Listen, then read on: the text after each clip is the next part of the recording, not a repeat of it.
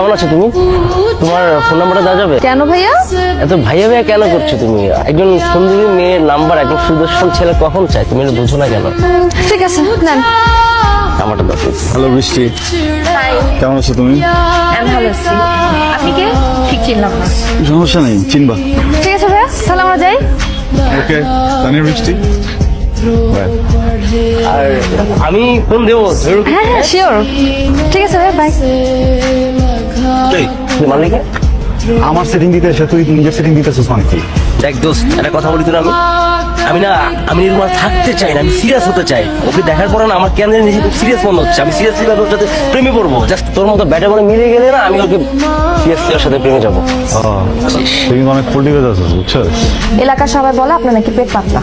আপনি একজনের কথা আরেকজনকে বলবেন, তাহলে আপনার মনের কথা আপনি বলতে পারতেছেন না কেন? মনের কথাই তো বলতে চাই আমি।